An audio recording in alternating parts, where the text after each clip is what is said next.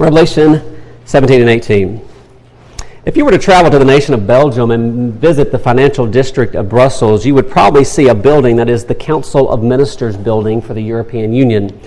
I don't know if you know anything about the European Union. To be honest with you, I don't know a whole lot about the European Union myself. But the Councils of Ministers is the name of the Council of Government Ministers, leaders from each nation of the European Union who gather together. I don't know how frequently, but they discuss and amend and adopt laws and coordinate policies among the nations of the European Union. They actually share in the decision-making power with the European Parliament that meets in Strasbourg, France. And they have the authority to actually commit their government to actions to different agreed-upon items and agendas in their meetings.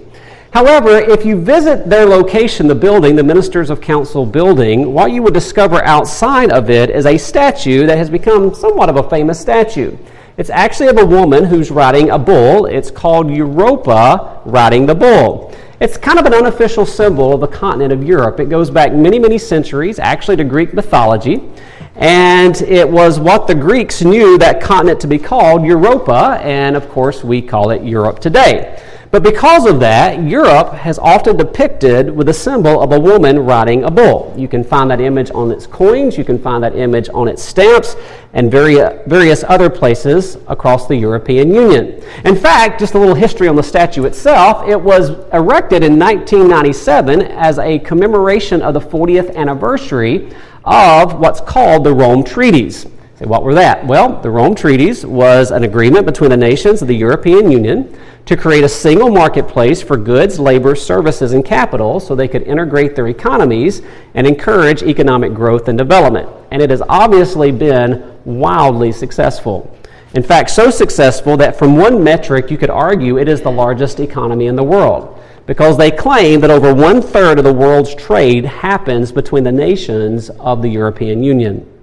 So what that statue of a woman riding a bull in front of the Council of European Ministers is celebrating is the unity and economic prosperity of the European Union. However, if you were to travel to the other arm of power in the European Union, which is the European Parliament, you would see another interesting sight. You would see a large building that has as its centerpiece a circular tower. And it's a very curious, funny-looking tower. In fact, if you were to look at it, it only looks about 3/4 of the way complete. In fact, its name is known as the Unfinished Tower. And that was done intentionally to send a message to those who looked at that building that the European Union is not finished building, that they still have an agenda of drawing more and more nations within their union, and there's more work to be done. But what's very interesting is some people had noted that years ago when the European Parliament issued one of their first postcards of their institution, on that postcard was a picture that came from a 16th century painting by Peter Bruegel. And that painting was entitled The Babel Tower. And sure enough, if you look at the picture of that postcard, there's a picture of an ancient tower that was in the process of being completed. And on the postcard were these words, Europe, many tongues, one voice. In other words, they are identifying themselves as the one who will restore and continue the work that was started at the Tower of Babel. Now, because of those kinds of images and because of what Daniel appears to teach with a revival or a continuation of the Roman Empire, there are many Christians who are convinced that the seat of future government power will reside in the European Union, that the beast will be ridden by a woman, Babylon the Great. And that beast will be ridden by that woman, Babylon the Great, that we explored last week. Now, I don't know if we can be dogmatic about that. I'm putting that out there because some of you may have seen these things. But I will say it is very suggestive. However, what we do know, because we've been studying this for several months now, and we rehearsed it again last week, is that when we come across the beast in Revelation 13 and Revelation 17, we have noted that we can understand that from two different ways. That beast is clearly a historical entity and at the same time an end times person. And what we've noticed is that the Scriptures describe this beast as a succession of Gentile kingdoms that have rebelled against God historically throughout the nations of the world, and they have attempted to pursue their own ambitions in order to throw off the shackles and bonds that the Lord has tried to place upon them. However, we've also noticed that within the book of Revelation, this beast is a coming world dictator whom the book of Revelation also describes as a beast. It gets kind of confusing because the word's used for both individuals. But he will be the final personification of a whole succession of historical kingdoms that came before him. And folks, when we get to Revelation 17 and 18, the emphasis on these chapters, as we explored last week, is on a woman who's going to be riding that beast. You say, well, who again is this woman? Well, I'd like to suggest to you this morning that this woman can also be understood both from a historical entity and perhaps as well as a specific individual, but no doubt as an expression of this historical entity in the end of time. And the reason I say that is because we notice from verse 5 of chapter 17 that this woman was called Babylon, the mother of harlots. In other words, she is a very ancient entity. She goes, and we argued last week, all the way back to the Tower of Babel. And folks, as we suggested last week, it was at the Tower of Babel that men were determined to rebel against God, to once again, after the flood, throw off the governance of God. And it says in that passage in Genesis 11, to make a name for themselves, to build a reputation for themselves. They chose to do that by building a tower, as you are very well aware, up into the heavens themselves. And God, when he discovered that, and not that he had to discover it, but when God decided to respond to it, he dispersed that rebellion by confounding their language, and they took with them their rebellious hearts to other places of the world where they once again built other expressions of what I would argue was false worship and false religion. And what Revelation 17 and 18 are explaining to us this morning is that when these days of the tribulation comes, the Tower of Babel will come full circle. And God is going to deal with, as we defined this woman, false religion. In fact, after the historical component plays itself out, what we discover in Revelation 17 and going into chapter 18 this morning is that God will actually put down false religion in one location. In fact, there seems to be a central location where false religion will be concentrated. Just as in the Tower of Babel, there was one location where it began, so at the end of time, there will be one location where it will end. So this morning, I want to preach to you on the fall of Babylon and false religion, because that's what Revelation 18 is going to be describing for us. And we're going to look at 3 facts about the fall of Babylon, this woman, and false religion. First of all, the Lord wants us to see that this long history of false religion will end in one consolidated location. Look back again at verse 18 of chapter 17 and tell me, folks, what is the location where false religion, if we are right in our interpretation, and I do believe we are, where false religion will be concentrated at the end of times? What does it say? What's that? Yeah, there will be a great city in which false religion apparently will be concentrated. This is what the verse says. And the woman which thou sawest is that great city which reigneth over the kings of the earth. Now, question is, what will that look like? Well, we don't fully know. But I think we can probably use our sanctified imaginations to speculate a little bit of what this might be like, because we already see kind of the sentiment of the age today and where things are going. For instance, we know based on Revelation 13 that the world will worship the resurrected Antichrist as God. That seems pretty clear. We know from 2 Thessalonians chapter 2, the Antichrist will proclaim himself as God, and at the same time there will be a great apostasy that, from my understanding, will be in which the religions of the world will turn their backs on their gods to worship this Antichrist as God. And we also know from Revelation 13 that the false prophet will be pressuring this world to adopt the Antichrist as their God. Now, that can mean a couple of things when it comes to the final expression of false religion in the world in the end of time. There are some who believe that what this means is that the world will move to a greater toleration of various world religions, just as we are experiencing today. In fact, you're probably aware that one of the major philosophies that's being espoused today across this world is that we have got to find a better way to coexist with one another. And you see those bumper stickers that have a little sign that says coexist, and it has all these emblems and pictures from different religions around the world. And you from time to time hear of all these conferences that will take place in which the religions of the world will come together and try to find some sort of common ground at which they can relate to one another and live in peace and harmony. Well, folks, it could be that what's being described in this passage is an end times false religious city, which becomes some kind of pantheon of all the gods of the world will be tolerated, in which the Antichrist may be risen to the foot of all of them and be worshipped as God. Or maybe it's something along this line. It could be that what takes place is that the world's religions will come to a place where they view the Antichrist as the God that they have been worshiping all along. This is a common thought today. So that you would have a Buddhist believing the Antichrist is the reincarnation of Buddha, Muslims believing that the Antichrist is Allah, spurious Christians perhaps believing the Antichrist is Jesus. You have Hindus believing the Antichrist is Brahman, and they were basically all worshiping the same God, just in different names, and now they're convinced the Antichrist truly is the God they've all been worshiping all this time. Which would mean, folks, that you could have a completely, it's very possible you would have a city completely dedicated to all the world's religions.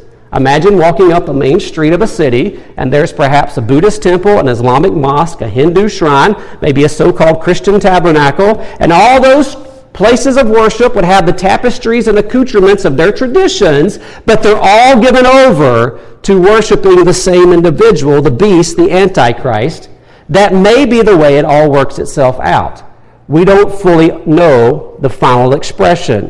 What we do know is that there will be a city in which the false religions of the world will be centralized. Some great Mecca, if I can use that expression, in which the world can pilgrimage to in order to use their traditions and their cultures to elevate and worship the Antichrist. Now, some of that speculation, I appreciate that. But what we do know in Revelation 18, verse 2, is this city has a name. Say, what is that name? Well, God calls it Babylon. And again, there's a little debate about this. Will there literally be a city named Babylon? Perhaps. Or is God just using the word Babylon here to describe that city because that's the origin of where false religions begin to rise? Perhaps. But folks, I tend to personally, and I'm just going to give you my personal opinion, that there is going to be some real future city in the future, and I would not at all be surprised if it's literally called Babylon. I would not at all. Because just like the ancient city of Babel, it will be the gate of the gods. It will be the point in the earth that the earth will be unified in their devotion to the Antichrist. And apparently, it'll be a great city. You say, what does that mean? No doubt it'll be great in its influence around the world, but at the same time, it'll probably be great in its size. In its size. In fact, there's some Bible teachers who believe, and this again is speculation, forgive me, I know I'm doing a little bit more than that than I usually do, but there's some who actually speculate a little bit that it could be God's plan to actually preserve and protect this city all the way through the tribulation and all those judgments that fall on the earth, because He is going to especially reserve it for a unique destruction as we are describing right here in chapter 18 and chapter 17. That could be the case as well. But folks, I think it's very likely that we're talking about a major city of the world that's going to be the center place, the concentration of false religion in the end of time. Somebody asked, well, what city will that be? I don't know. I can give you other people's theories. Some people say, well, it could be Rome, and that's where the Catholic Church is centered. Other people say, well, what about Paris, France? Maybe. Other people argue maybe Brussels, Belgium, perhaps. Don't be surprised if there's a brand new city built. Perhaps a brand new city that will be. Some people speculate that maybe a brand new city will be built on the ancient site of Babylon itself, where everything will be moved there. I don't know, folks. But what I am telling you is God is relating to us that when the fall of Babylon and false religion comes, it will come in a consolidated city that God names Babylon. Now, secondly this morning, I want you to see that false religion that's going to fall will be a catastrophic fall. In fact, the last part of chapter 17 and the first part of 18 is going to explain about three different things for us. I want you to first of all see in the fall of false religion in Babylon what is going to be the motivation behind it. Again, look at the end of chapter 17, verse 18. You tell me what is the fall or the motivation behind the fall of false religion. What does it say about this city at the end of chapter 17? What's that? Okay, yeah, that's the last expression. In chapter 17, it says, this great city is reigning over the kings of the earth. And I don't know if you remember this or not, but I pointed out near the end of last week's message that, human governments and false religion have always had an interesting and sometimes uneasy relationship one with another. And you can break this down in different ways and notice how they relate to one another, one of usually about 4 different ways. In some cases, in some cultures, in different parts of human history, you actually have human government being equated with a false religion. This is the example that you have perhaps in Egypt, where Pharaoh was more than just a human leader. Pharaoh was a god. And when he gave a command, it wasn't a command that was coming from some human leader. It was a command that was coming from a god, and they worshiped Pharaoh as God. If you wanted a modern-day equivalent of that, I don't think it's too far-fetched to maybe look at some place like North Korea, where there is a Kim family, where the whole nation seems to honor and exalt as if they are gods, something very similar to that. Or sometimes throughout human history, you have situations in which human governments kind of rule over and kind of direct the affairs of false religion. This is what happened in the late 19-teens, early 1920s, when the Bolsheviks of Russia took over the Russian Orthodox Church. They actually destroyed the hierarchy of that church, and they used that church to push their agenda. Again, if you want a modern-day equivalent, you perhaps could fairly parallel what's going on in China today, of how they control the church and religious expressions for their own agenda, perhaps something along that line. But then you do have examples, folks, of times throughout human history where false religion does dominate government. This is what happened before the Reformation in Europe. You may recall that the Catholic Church had a death grip upon society in the continent of Europe. In fact, so much the case that when a new emperor was crowned in the Holy Roman Empire, there was a council of men from the Roman Catholic Church who had to approve who gets to be the king. That's kind of stunning. But you have that occasion from time to time where actually false religion controls the affairs of human government. So much is the case, the people of Europe feared the church more than they feared human government. That may be a shocking thing, but that's the way it worked. But then you have a fourth way it often operates between human governments and false religions, and that's what we do in America today. Kind of unique today, but for the most part, it does appear that when our framing fathers set forth our Constitution, they tried as much as possible to keep parallel tracks between false religions and human government, so that hopefully they didn't cross too much because they saw the abuses and the problems in Europe and Britain. And so our First Amendment states that the government shall not establish a religion, a national religion like they did in England. So it's kind of an interesting experiment that we have been on in America, but more and more it seems like we are seeing that the government continues to want to control the affairs of religion in America as well. But that's the 4 options. Now, out of those 4 options, what one is taking place in verse 18? Well, clearly what's taking place is this false religion has had the opportunity to command and reign and rule over the kings of the earth. This is why the woman is riding the beast in verse 3 of chapter 17. She's controlling the human governments of the world. And folks, that should not surprise us based on what we've seen in chapter 13. Remember, it will be the false prophet who will engineer the worship system that carries with it the penalty of capital punishment for those who refuse to worship the statue of the Antichrist. It will be the false prophet who will be able to restrict the buying and selling of services and goods if they refuse to take the mark of that beast. It will be the false prophet who will control the commerce of the day through the religious system that he will establish. And men and women, as you know, the one who controls the purse strings holds the power. And that will be intolerable at some point for the beast. That's why, secondly, we see in this passage the instrument that will be used to destroy the city. Won't say much about this morning. I'll get into that more next week. But here's what Revelation 17, verse 16 says. It says that those 10 horns, which are 10 kings that will arise, I interpret that as 10 cabinet members of the Antichrist with control over parts of the world probably. It says, which thou sawest upon the beast, these shall hate the whore, and shall make her desolate and naked, and shall eat her flesh, and burn her with fire.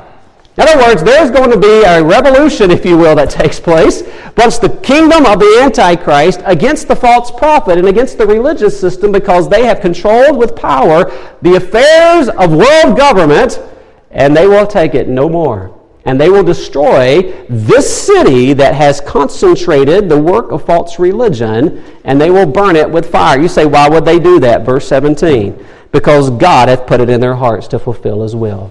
It is God's intention to destroy the expressions of false worship, and surprisingly, he's going to use a satanic government to do so. It'll be his instrument in his hand to do this. That is what this verse is saying. Now, the third thing we are going to notice about the fall of Babylon and false religion is in verses 1 and 3 through 3 of chapter 18. And folks, that is simply that God will announce the fall of false religion. And to me, this is a fascinating aspect of this, so let's kind of dig into this and notice some of the details here. First of all, you'll see that this announcement comes from an angel. Verse 1, it says, after these things I saw another angel come down from heaven. And there's two or three things told to us about this angel. First of all, this angel has great power. He's a very impressive angel. I don't know exactly what he will look like, obviously. As far as I know, I've never seen a great angel personally like this. But this will be an impressive individual. Second of all, he will have a glory, men and women, that will lighten the world.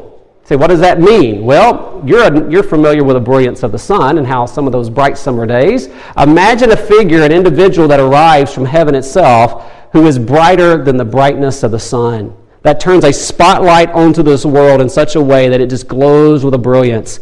That will be his appearing. And then verse 2, here's the third thing we're told about this angel. He is crying mightily with a strong voice.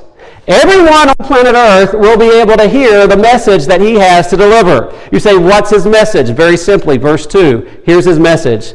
Babylon the Great is fallen, is fallen. That's the message, men and women. Babylon the Great is fallen, is fallen. In fact, if you look at the margin of your Bible, more than likely you will notice that's a quotation from the book of Isaiah, chapter 21, verse 9. Say, why is that? Because in that passage, God is prophesying the falling of Babylon of old. And in that passage, verse 9, it continues to talk about how when Babylon of old falls, also their idols were going to be shattered on the ground. In other words, there's a religious component as well to that dimension in Isaiah. And folks, there will be obviously in the tribulation. There will be a complete and total destruction and the annihilation of the world's religions in a moment of time in this future city called Babylon. Now, I want to pause for a second. What do you think about that? What do you think the world would say if someone stood on international television and called for the destruction of the world's religions? How do you think the world would respond? Say we had a president, prime minister of England, whatever they call him in France. I don't know whether he's president of France. What if they stood up and say, what we need to do is we just need to get rid of all the world's religions? Well, there's a small minority of people who will agree to that. They think all the religions of the world are the scourge of the earth and they cause all the problems. I understand that. But what do you think the majority of people in the world today would say if we stood up and made that announcement? Well, I think they would be shocked.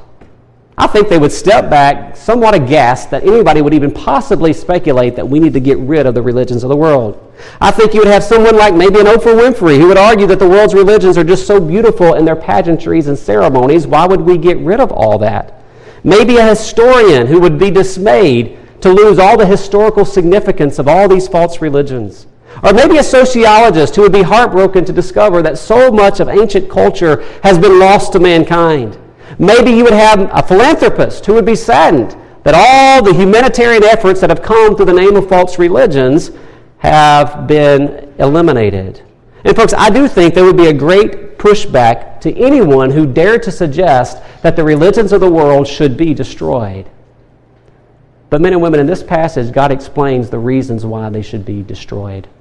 And I want you to notice it again in verse 2. There's two or three things here. First of all, in verse 2, God says, Babylon, this end-time religion of this city, has become the habitation of devils and the hold of every foul spirit and a cage of every unclean and hateful bird. Somebody says, what does that mean? Unclean and hateful bird. Well, just to give you a side reference, Matthew 13, Jesus uses the analogy of a bird when he talks about the seed that was sowed on the hard ground and how the birds come in and they gobble it up. And when Jesus gave the interpretation, he said that one is the wicked one, the evil one that comes in and gobbles up the seed of the gospel when it's planted on the hard-hearted. And folks, I would argue that what's being described here is a characterization of false religions. I don't want you to forget that. Whenever you look at a false religion, whether it's a Buddhist temple, ancient Islamic mosque, a Roman Catholic cathedral, you're looking at a place where demons have taken up residence. That's how the Bible describes it. Don't sit there and think to yourself, well, that's so benign and that's so innocent and there's such an ancient beauty to it. Folks, it is not benign, it is not innocent, there's not an ancient beauty to it. False religions of the world are the places and the systems in which demons have made their living, hiding the truth of the gospel from people. That's one reason why they must be destroyed. But the second reason is in verse 3. It's because false religions have influenced the entire world. In fact, notice how verse 3 starts. It says, for all nations. Literally, all the nations of the world have been influenced by false religions. This is so much the case that you can actually name a nation, and what immediately comes into your mind is the religious system that dominates them. For instance, India is a Buddhist nation. You think of Saudi Arabia, it's a Muslim nation. France is a Catholic nation. And I understand there's some nations that may have more of a propensity to 2 or 3 religions, but that's the way we identify different nations of the world. That's why the text goes on to say that false religions have influenced the nations away from God, when it says they have drunk of the wine of the wrath of her fornication, and even the kings of the earth have committed fornication. I don't care if you're talking about the average citizen or you're talking about the leaders of these nations. They have committed spiritual adultery against the true God. They have been wooed away from the true God in their love and devotions, and they will be destroyed because of that.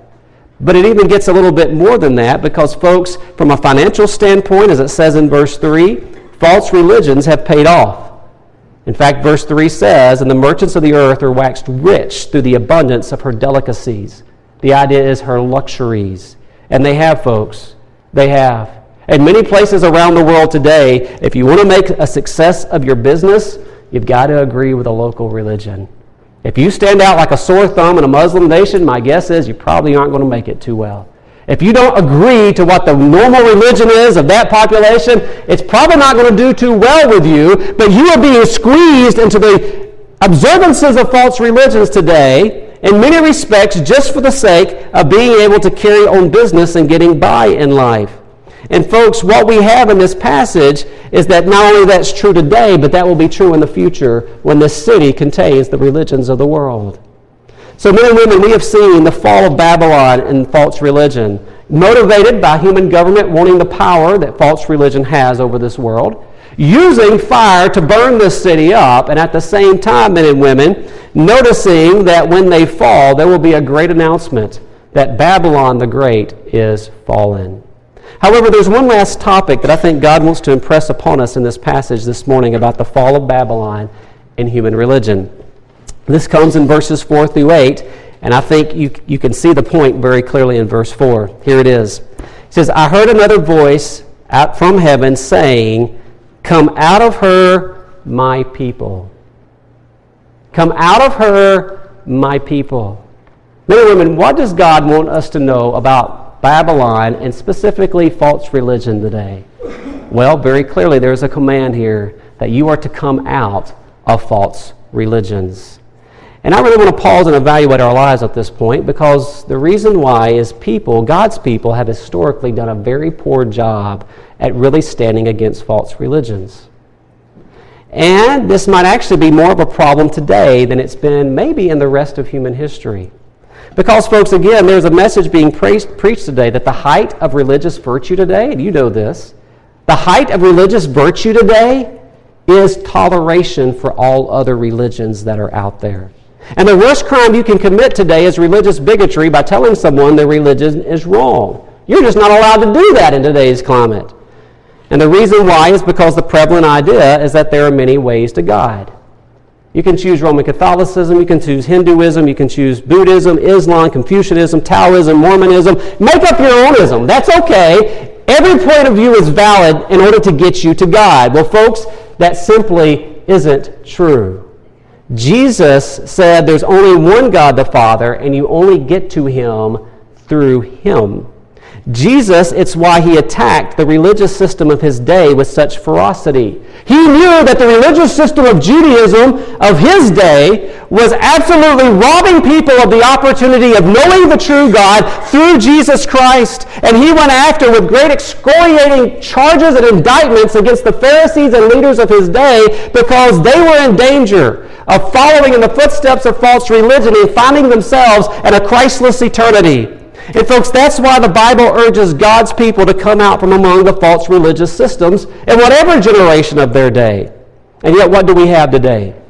Well, we have Christian leaders who sadly stand up and they're afraid to warn people of the dangers of Catholicism and Mormonism and Islam and Buddhism and all the other isms that teach another way to God in eternity.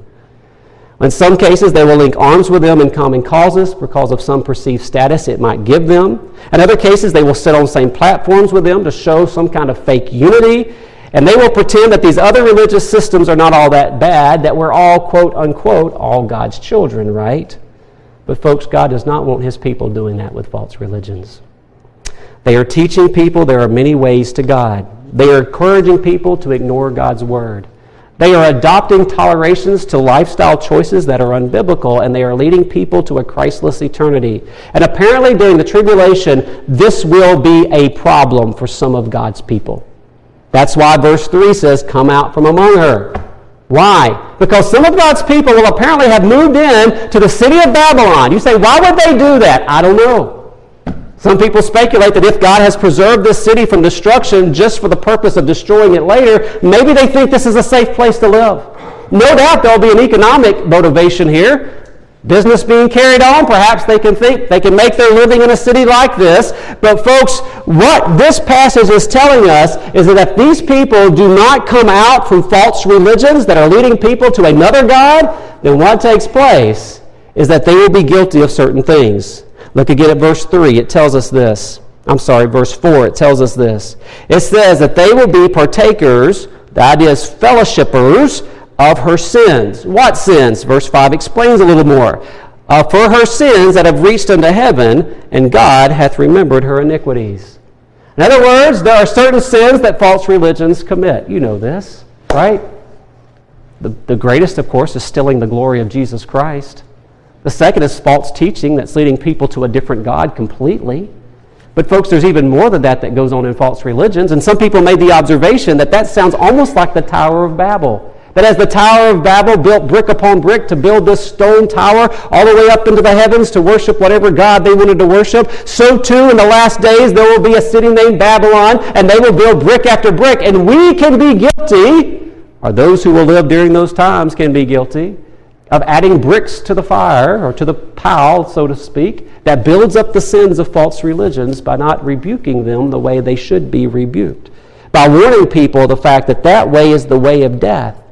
In fact, you will notice as well, it says you will fellowship not only in her sins, but verse 4, you will also fellowship in her plagues. See, what does that mean? That simply means the destruction that God's going to cause to fall upon this city, this false religious city. You say, well, what would that look like? Well, some people have pointed out to someone like Lot. Remember the story of Lot? Here's a man that Peter calls a righteous man, but he sets his tent towards Sodom and Gomorrah. And remember what Lot eventually does? He moves into that city, and he becomes integrated into that city. He marries his children off to people in that city. In fact, you find Lot becomes an influential, no doubt probably wealthy individual in that city. And the time came when God was going to judge that city, and he sent an angel to warn Lot, get out of that city. And Lot still had a hard time leaving that city. An angel had to grab him by the hand, pull him out of that city before it rained down destruction upon that. Well, folks, apparently there very possibly will be some of God's people who are in that city who have cozied up to false religion in some kind of way they've justified it to themselves. And God says, you don't want to be a partaker of the plagues, the judgments that's going to fall upon that city. So what would those plagues be? We'll look at verse 6. It'll be horrific. It says in verse 6, reward her even as she rewarded you, and double, or the idea is repay unto her, double according to her works. And the cup which she hath filled, filled to her double. Say, what cup is this? Well, the cup is mentioned back in chapter 17. It's a cup of abominations. It's a cup of harlotry. It is a cup of spiritual wickedness. And the next verse in chapter 17 is the verse in which she has put to death God's people. She has shed the blood of martyrs of Jesus Christ. And what God is saying, you've done that, then I'm going to have you pay double. I don't even know fully what that means, how serious that is. But folks, just thinking of the wrath of God is unnerving enough. Considering God somehow doubles that in some respects is a very serious warning indeed. That is what God's going to do. And then you'll notice as well the reasons why once again. He gives some reasons for the heinousness of her sin. Look at it, verse 7. Here's some things false religion's guilty of doing. This is true today, folks. It'll be true then, but it's true today. For instance, verse 7, notice how much she hath glorified herself. Have you ever noticed this is what false religions do? They glorify themselves. They vaunt themselves up. You look around at the religions of the world today, this is exactly what they did. By the way, it's what the Tower of Babel did. They came out and said, how can we make a name for ourselves? How can we build our reputation? They hit on the idea of a tower so that everybody wouldn't be scattered. False religions do the same thing today. How can we make a name for ourselves? And folks, what you discover is they glorify themselves. In fact, I think it's quite interesting that as you look at the religions of the world, you see how they treat the popes and the cardinals and the Dalai Lama and the archbishops, and they fawn over these individuals, and they kiss their rings, and they bow before them, and they even pray to them, and you're like, why would you do that? It's because they have built a whole system that exalts these individuals. In fact, this past week, and this is, sorry, I'm going to use an illustration that I hope doesn't offend, but I think it's true. But this past week, I came across the story of the Archbishop of Canterbury. He's the leader of the Anglican Church, the Church of England. Basically today, the Anglican Church is basically a light version of Roman Catholicism. That's pretty much what it is. But here's the head of this religious system. He has titles like the Most Reverend, the Right Honorable. Sometimes, shockingly, he even goes by His Grace. Wow. And yet, he lives in a massive palace called Lambeth Palace when he's in London. He has another palace he lives in when he's in Canterbury called the Old Palace. He dresses in splendid robes attached to the ancient liturgy of their denomination, and there's a lot of self-glorification that goes on. And that's just one illustration. You can look at the palaces, you can look at the cathedrals, you can look at the just overwhelming majesty of their wealth that they demonstrate, folks. Well, folks, that's the second thing God charges them with. Notice again in verse 7, he says, these false religions live luxuriously. That's the word deliciously in our translation. And that's what false religions do. They have opulent houses, places of worship, and impressive displays of wealth. They eat the best of foods, and it's all on the back of people they lord it over as they support them. And Jesus says, no, that is false religious systems. And folks, they are also arrogant in their self-confidence. Look again at verse 7. At the end of the verse, it says, for she said in her heart, I sit a queen, I am no widow, and shall see no sorrow. That's a quotation from Isaiah 47, verse 7. Again, quoting Babylon of ancient Babylon. And they were very smug, saying, I'm a queen, nobody can touch me, I have all the power. Well, folks, that's what false religious systems do, and that's what this future Babylon will do one day. But what they don't know is what verse 8 says there. It says, therefore, because this is how you view your position, therefore shall her plagues come in one day. It'll be a swift destruction. It'll be death, mourning, famine. She shall be utterly burned with fire. We see it again, folks. For strong is the Lord who judgeth her. Folks, that will be the fall of Babylon. That will be the fall of false religion. Now, this morning I want to close with this question. Why in the world does God reveal all that to us? Spent, 35, 40 minutes going through all that with you. Why does God feel like we need to know that? What do you think? I can think of a couple of different reasons. Well, folks, this is a warning. This is a warning to everyone around you that's stuck in the false religion of a Roman Catholicism or a Mormonism or a Buddhism or whatever false religion that's teaching certain people how to get to God, to say, hey, look, this is what's going to happen. This is what's taking place in the dynamic of these false religions, and here's something you need to listen to. You need to come out of her. You need to listen to the claims of Jesus Christ. You need to see what God's Word truly teaches here. And folks, that is a warning to those who are in false religious systems. But as well, folks, I think for the believer, this is actually supposed to be a place of hope and encouragement. something that causes you to rejoice. I know many of you have grown up within the sound of the gospel itself. Some of you have not, however. Some of you grew up perhaps in a Roman Catholic background. Some of you perhaps grew up in a Jehovah's Witness background or a Mormon background. And you remember the day when the light of the gospel shed abroad in your heart and you recognized the deception that you had been in your entire life. And there's something in your heart that absolutely hates that false religious system because it was oppressing you in the wrong way. And you recognize the danger it was in for your soul. And if you had died there, you would have gone to a Christless eternity in hell. But the day came, God opened your eyes through His Spirit's marvelous, grace-filled work. And you now see it for what it is. It's deception. And yet you perhaps have family members, and you perhaps have friends, you have neighbors, you have relatives who are still in a system like that. And your heart just grieves because it's leading them to a Christless eternity, and they don't even know it. They're going to heaven. They think they're actually headed to the Father in heaven.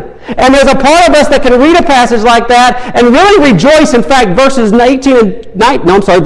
of the passage is going to call on us to rejoice next week. Why? Because, folks, all these systems that have multiplied all throughout human history will one day completely and finally be annihilated. It will be destroyed. And as I mentioned last week, God will brook no rival for His glory. And Jesus Christ Himself will be glorified and recognized as the King of Kings, as the Lord of Lords. And that system will have no opportunity any longer to deceive anyone else. And I think part of the reason this is in our Bibles for us today is, number one, it is a place that we can warn other people about. But number two, it's going to cause us to rejoice because we know that that thing that deceived us and maybe deceiving our family members, our relatives, our friends, our co-workers, those systems are going to go away one day. Praise God for that. And what we are called to do is be the lights in this world for Jesus Christ that warns people, yes, Roman Catholicism is a system of works. It leads people to damnation. Mormonism is a system of works. It leads people to damnation. And you just go down the board. But Christianity, true faith in Jesus Christ, it's not our works that save men and women. It is the work of Jesus Christ who saves. He did it all, men and women, on the cross. And we are called to repent and believe the gospel. And as we shed that light, we are warning people of the danger to come and the hope that we have. Let's close in prayer.